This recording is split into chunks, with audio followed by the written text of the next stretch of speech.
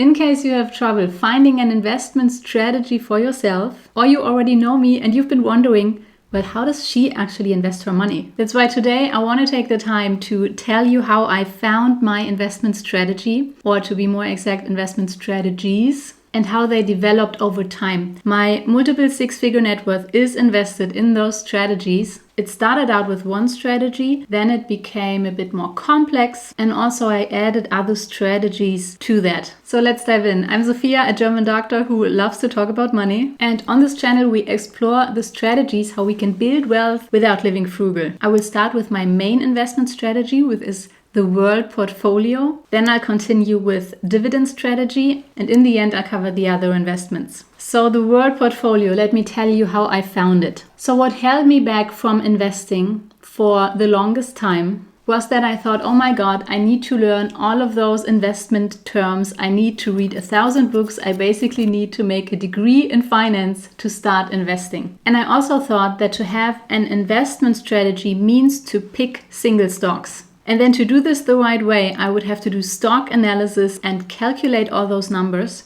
And that overwhelmed me because how are you supposed to pick out of tens of thousands of companies? So I procrastinated for quite some time, but at some point started watching some YouTube videos from German finance channels. And in that context, I stumbled upon a book. It was a German book from Gerd Kommer, and the name of it is Souverän investieren mit Indexfonds, which kind of translates to invest easily with index funds. So I read the book and for the first time learned about two very important facts. Number one, over 80% of mutual funds don't outperform the market over a period longer than 5 years, but at the same time they have quite high costs. Let's just quickly look at that sentence. Mutual funds are actively managed funds that have a fund manager who decides on what funds get bought into the fund and which get sold. By the way, these are the ones banks often try to sell you. Outperform the market means simply to perform better than the market. Let's say, for example, a certain market returns 10% per year, and then the promise of the fund would be to return 12% per year instead. And it might even be that they reach that,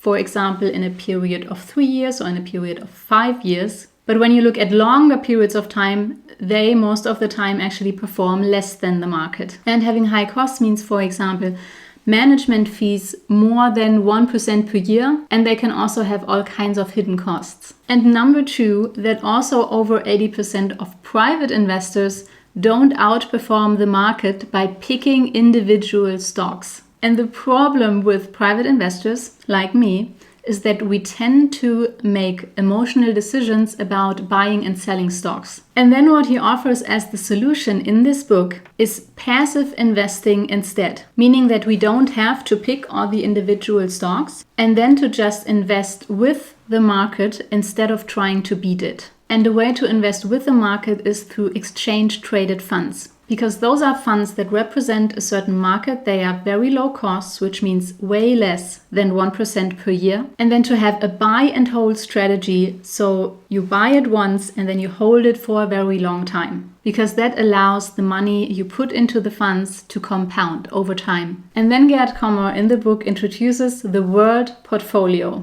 which is his proposition of investing with the market, but not just the market of, let's say, for example, one economy like the S&P 500, but instead a portfolio that represents the whole world. And that portfolio he proposes is designed to be the risky part of like your own portfolio. So let's say of 100% of money I invest, I want 10 or 20% of that portfolio to be very safe. So that's the risk-free part of the portfolio that I put into cash, or maybe I put into very safe bonds. And then the rest of the 80 to 90% of the portfolio are the risky part. And for that risky part, here's what he proposes. 80% of stocks, 10% of commodities, and 10% of real estate. And then the 80% stocks part again divides into 55% developed markets, and he divides those further into large cap and small cap and also into different regions, and 25% developing markets. And when I was starting out to invest with this strategy, I was still a student, so I could not put massive amounts of money. So I chose a very simple version of this portfolio in the beginning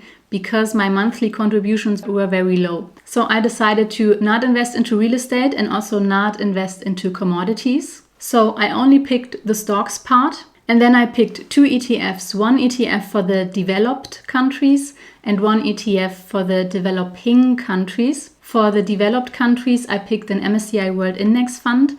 And for the developing countries, I picked an emerging markets index fund. And that's already it. That's how I started out to invest. And then a few years later, when I started to work as a doctor, then my monthly contributions for the portfolio became more. So I could invest 800 plus euros every month. So that's when I picked some more ETFs to represent large cap, small cap, and the different regions. And then in total, I invested into 7 different ETFs for the stocks part. And because I wanted to max out compound interest, I chose accumulating funds whenever I could. So then I had a large cap North America, large cap Western Europe, and then large cap from the developed East. I also had small cap funds from all those regions. So that makes 6 ETFs. And I still kept to invest into the emerging markets fund. And yeah, the majority of my money is still in those ETFs. And that brings me to strategy number 2, which is a dividend strategy. So a few years later, I stumbled upon another video from finance YouTube channels. See, I was so inspired by those that I wanted to do my own. And this video was from a German investor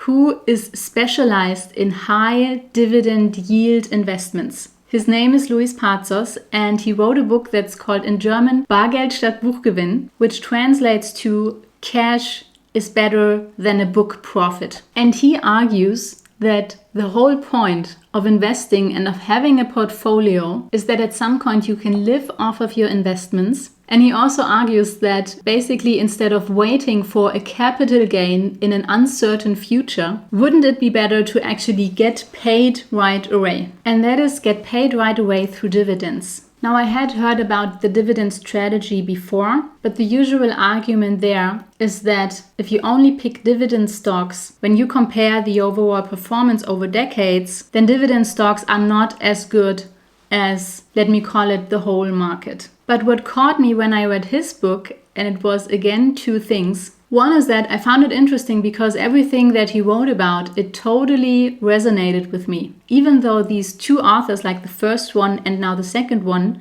they basically argue in somewhat different directions. But I guess both argue just so well that they convinced me both. And the second thing was that he wasn't simply proposing to buy like the usual dividend stocks, but he describes several investments in the book that by law are obligated to pay out a dividend, and a relatively high dividend, to distribute certain amounts of their profit to the shareholders. And 2 examples would be business development companies and real estate investment trusts. So all of the different investments he describes in the book are high yield dividend investments. And he also, if I remember it correctly, sets himself like a threshold of at least 5% dividend yield, which is pretty high. And then I started to add some of those investments into my portfolio as well. And in a way, they also like overlapped, because then I also started to invest in real estate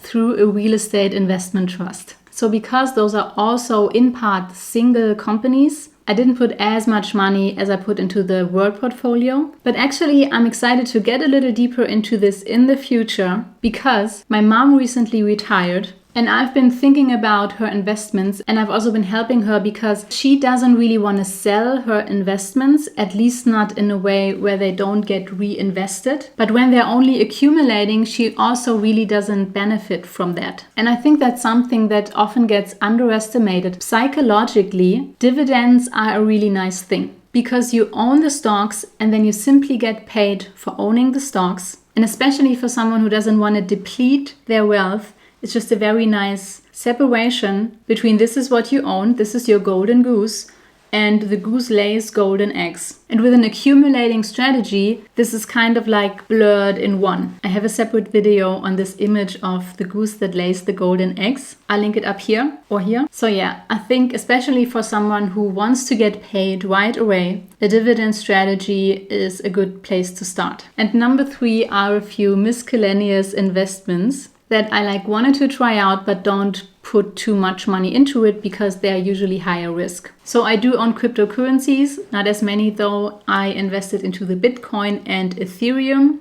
Then I invested into one mutual fund. It's an actively managed fund, but the way this fund is different than all the others that I mentioned in the beginning and that were the reason why I chose the World Portfolio and the passive index investing strategy in the first place. But this actively managed mutual fund isn't very high in costs because the fund manager only gets paid in case of a profit. So part of my money is invested there as well. Then I have some money in P2P lending. P2P stands for peer-to-peer, and what it basically is that you grant loans to other private people and you get paid the interest for that. But the distributions and granting of those loans is organized through a P2P lending platform. And then lastly, I own a few single stocks that I bought into when they were very low. So in the very rare occasions where I read headlines and it says wow, this stock is plummeting completely. And headlines like this are usually an incentive for many investors to get out of the investments. Like for example, an airline during COVID. So that's when I bought a few of those shares because they were on sale. But of course, you never know how these investments turn out. And I also have I think less than 1,000 euros in this. So this is really just playing or speculating. And that's how all my money is invested. If you want to learn more about investing and growing your wealth, then I invite you to subscribe to this channel. And I would like to end this video with a quote that I found from Morgan Housel in a video. And he said, average returns over an above average time gives you above average results. Thank you for watching and I'll see you in the next video. Bye bye.